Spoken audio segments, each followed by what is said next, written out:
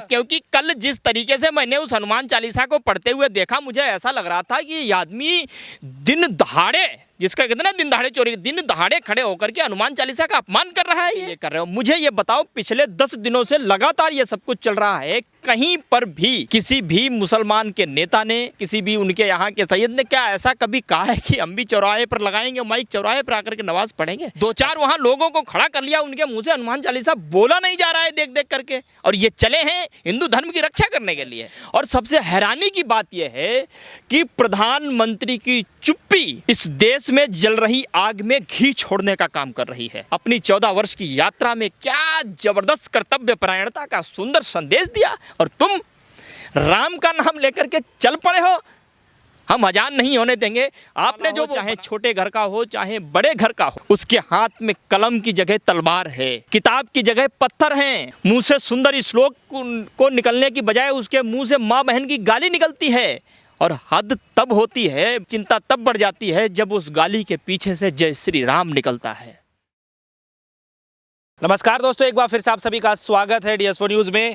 फिर से अजान और हनुमान चालीसा को लेकर के विवाद बढ़ता जा रहा है, क्योंकि महाराष्ट्र जो चीज़ चल करके आई थी वो धीरे धीरे मध्य प्रदेश, साथ साथ फिर काशी की नगरी यानी बनारस में, अब अलीगढ़ तक पहुंच गया। यानी धीरे धीरे हर जगह पे जो है पहुंचता हुआ नजर आ रहा है। माहौल क्या बनाया जा रहा है, क्या चीज़ों पे जो है क्या खबरें छुपाई जा रही हैं, क्या खबरों को दिखाया जा रहा है, इस पर हम चर्चा का विषय करने वाले हैं। हमारे साथ इत्तलात प्रवक्ता जो है गोपाल तिवारी जी मौजूद हैं, जो कि ब्राह्मण हैं। इनसे जानकारी लेंगे कि दरअसल ये कैसे देख रहे हैं। अब तो ये वाद विवाद और बढ़ता ही जा रहा है, नमाज को लेकर के और हनुमान चालीसा को लेकर के। गोपाल तिवारी जी अब क्या कहना चाहते हैं? अब तो ABP के लोगों भी जो है इस मैदान में कुछ पड़े हैं और सरेआम कह रहे हैं कि लाउड स्पीकर चौक चौराहे पर लगाया जाए, हनुमान चालीसा पढ़ा जाए। दिक्कत क्या है, क्यों? देखिए आखिर देखिए एक बड़ी खूबसूरत लाइन है, और किसी ने कहा है कि झूठ इसलिए बिक जाता है क्योंकि सच खरीदने की लोगों की हैसियत नहीं होती है।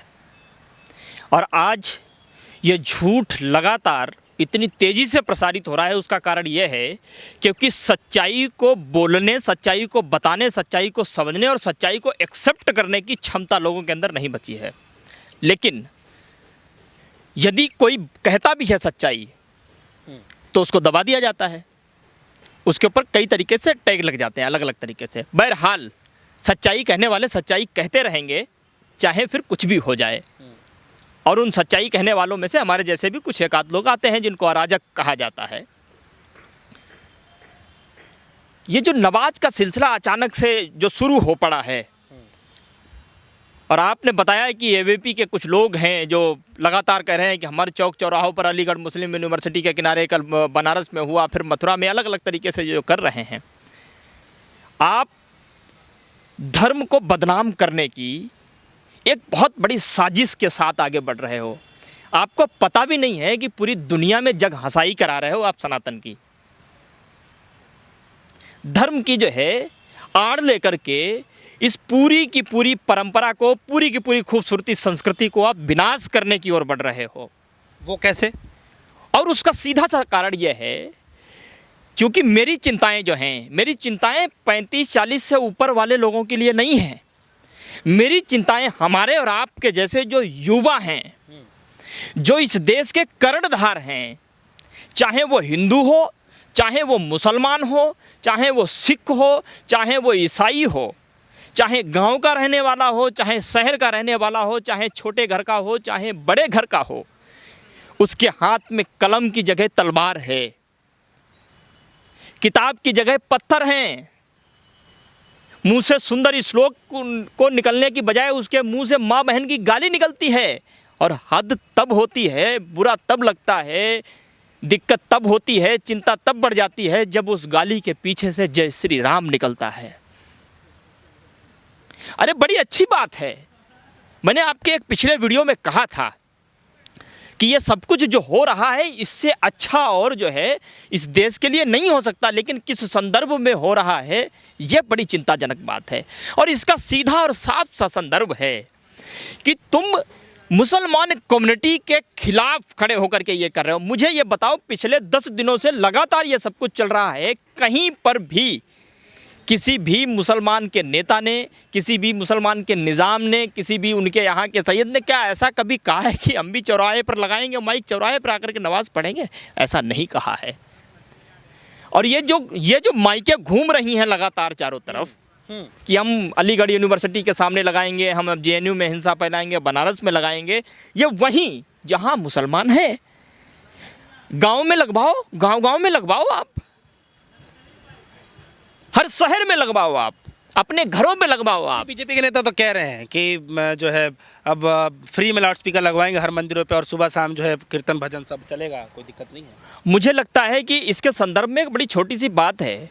बीजेपी के और आरएसएस के, एबीपी के सभी लोगों को इस समय उत्तर प्रदेश के नवनियुक्त उप मुख्यमंत्री श्रीमान ब्रजेश पाठक जी हैं, उनसे सीखना चाहिए। मुझे याद है एक बार जब वो भाषण दे रहे थे, उस समय नवाज की आवाज़ बड़ी मनोहर उनके कानों में पड़ी और उन्होंने तुरंत अपनी स्पीच रुकवा दी और उन्होंने कहा कि अल्लाह की तिलावत की जा रही है, अल्लाह का नाम मेरे कानों में आ रहा है, इसलिए ये पवित्र नाम 2 मिनट 3 मिनट के लिए होता है और उतनी देर के लिए जो है मैं अपना भाषण रोक देता हूँ और उसके बाद में मैं करता हूँ। और मुझे ये बताओ आप, आज के 8-10 साल पहले ये टेक्नोलॉजी का ज़माना नहीं था, ये फ़ोन नहीं होते थे, घड़ियाँ आती थी अलार्म लगाने की। सुबह सुबह जब हम गुजरते थे, स्कूल जाते थे 6-7 बजे, तो मंदिर के सामने से गुजरते थे तो हमको श्लोक बजता हुआ सुनाई देता था मंदिर में। गायत्री मंत्र का जाप होता हुआ बड़ा धीरे धीरे स्वर में सुनाई देता था कि ओम भूर्भुवस्वः तत्सवितुर्वरेण्यं भर्गो देवस्य धीमहि धियो यो नः प्रचोदयात्। बड़ा अच्छा लगता था सुनकर के, ऐसा लगता था कि आज स्कूल में मार नहीं पड़ेगी, आज हम जो याद करके जा रहे हैं सुना भी देंगे, जो भी हमने तैयारी की बेस्ट परफॉर्मेंस करेंगे। और जब सुबह 5 बजे अजान की आवाज़ हमारे कानों में पड़ती थी तो हमारे लिए जो है ना वो घड़ी के अलार्म की तरह काम करता था। हम सब इंडिकेट हो जाते थे, भाई अल्लाह उसकी अजान की आवाज़ कानों में पड़ चुकी, मतलब 5 बज चुके हैं, उठ जाओ। गांव का जो किसान होता था वो अपने बैलों को लेकर के खेत की ओर चल देता था। माएँ जो होती थी अपने बेटे और बेटियों को जगा देती थी, बोले 7 बजे से स्कूल है, उठ के रेडी हो जाओ, 2 घंटे समय है तुम्हारे पास। आप देखिए हम उनमें क्या भाव देखते थे, सुंदर भाव देखते थे, नफरत कभी नहीं देखते थे हम। लेकिन ये सब कुछ कोई बहुत सालों से शुरू थोड़ी हुआ, अभी तो शुरू हुआ जब से बीजेपी सत्ता में आई है। ऐसा आप भी मानते हैं? मानते नहीं है, सत्य है, मैं क्यों मानूंगा, ये तो साफ साफ सा दिखता है भाई, इसमें मानने जैसी कहाँ बात है। और सबसे हैरानी की बात यह है कि प्रधानमंत्री की चुप्पी इस देश में जल रही आग में घी छोड़ने का काम कर रही है। योगी आदित्यनाथ जी की चुप्पी उत्तर प्रदेश में सुलगते हुए सवालों पर धधकते हुए घी की तरह उस ज्वाला को भड़काने का काम कर रही है। अरे आप मुखिया हो उत्तर प्रदेश के, नरेंद्र मोदी जी आप प्रधानमंत्री हो देश के, मैं स्वयं हाथ जोड़ करके, हाथ जोड़ने से कोई छोटा नहीं होता, हाथ जोड़ करके कहना चाहता हूँ, मेरा प्यारा देश, ये हिंदू मुस्लिम सिख ईसाई हम आपस में भाई भाई, यही हमारे देश की पहचान है, यही हमारे सनातन संस्कृति की परंपरा है। कुरान की आयतें भी यही कहती हैं। अरे मुसलमान संदेश देता है अल्लाह कि मुसल्लम हो जिसका ईमान, अपने ईमान पर मुसल्लम रहो हमेशा। सनातन मतलब सबको इकट्ठा करके चलो, जोड़ करके चलो। और ये जिस राम की बात करते हैं, हमारा जो राम था वो राम हमेशा जोड़ने की बात करता था, तोड़ने की बात नहीं करता था, जिस राम की ये बात करते हैं। हाँ। और एक चीज मैं आपको और बता दूं, राम जब वनवास गए तो उनको न जाने कितने संघर्षों का सामना करना पड़ा, और उनके उस संघर्ष में उनको समस्या पैदा करने वाले ब्राह्मण नहीं थे, क्षत्रिय नहीं थे, हर प्रवृत्ति के लोग थे। और राम ने हर प्रवृत्ति के लोग को घृणा से नहीं, प्रेम से उनके दिलों को जीता और उनको अपने साथ जोड़ा। राम की सेना तो आपने देखी होगी, बानर थे, भालू थे, रीछ थे, सोचो इंसान नहीं थे राम के साथ में। ऐसी राम की सेना, और उन्होंने लंका पर चढ़ाई की, रावण जैसे दुराचारी को परास्त कर दिया, और पूरी की पूरी विश्व को, पूरे के पूरे जो है संसार को अपनी 14 वर्ष की यात्रा में क्या जबरदस्त कर्तव्य परायणता का सुंदर संदेश दिया। और तुम राम का नाम लेकर के चल पड़े हो। हम अजान नहीं होने देंगे। आपने जो वो बनारस का जो किस्सा है, मैंने आज एक ट्वीट देखा न्यूज़ 24 का, वो कह रहे हैं अभी तो हम 5 टाइम पढ़ेंगे नमाज, फिर हम हिंदू रीति रिवाज के हिसाब से 2 बार पढ़ेंगे। अरे हिंदू रीति रिवाज के हिसाब से तो हनुमान चालीसा खड़े होकर के भी नहीं पढ़ा जाता है, जो तुम कर रहे थे कल। जूते पहन करके नहीं पढ़ा जाता है जो तुम कर रहे थे कल।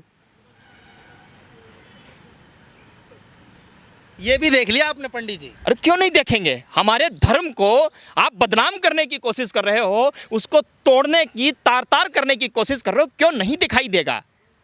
और मैं एक चीज आपको बता दूं, मैं ब्राह्मण हूं, जनेऊधारी हूं, गर्व के साथ तिलक धारण करता हूं।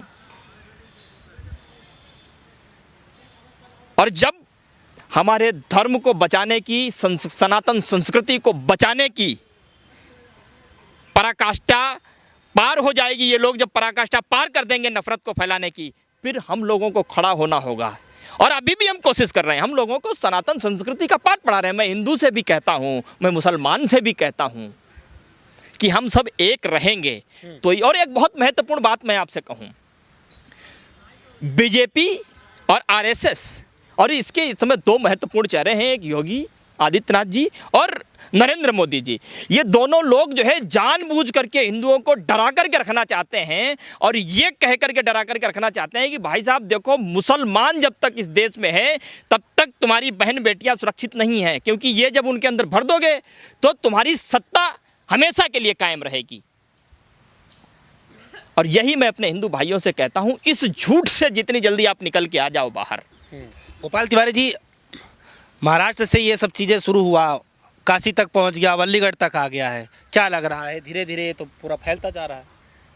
आप महाराष्ट्र की बात कर रहे हो, राज ठाकरे की बात कर रहे हो, जिसके पास कोई काम नहीं बचता है ना, तो वो सोचता है कि अब तो मैं पूरी तरीके से फैल हो गया, बाला साहब ठाकरे की विरासत संभाल ली उद्धव ठाकरे ने, हमारे हाथ तो कुछ बचा नहीं, चलो उल जुलूल भाषण ही दो।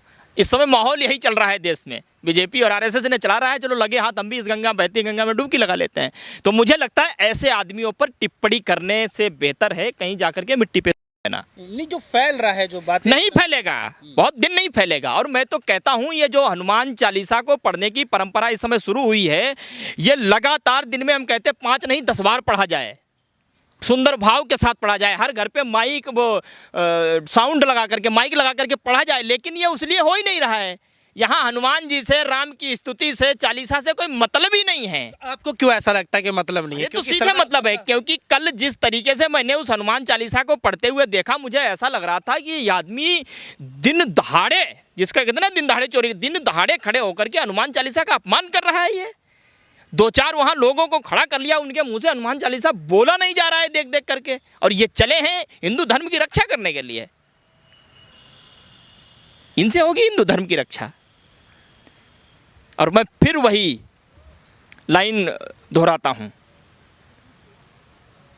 कि झूठ तब तेजी से बिकता है जब सच को खरीदने की लोगों में हैसियत नहीं होती। अभी भी हमारे इस देश में हिंदू, मुस्लिम, सिख, ईसाई आपस के गठजोड़ में सच को खरीदने की, समझने की हिम्मत है, जुर्रत है और समझाने की भी है।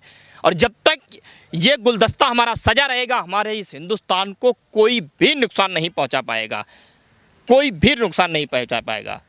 चलिए, बहुत बहुत शुक्रिया गोपाल तिवारी जी, आपने हमें बेशकीमती समय दिया, हमसे काफ़ी इस मुद्दे पे बातचीत किया, चर्चा किया।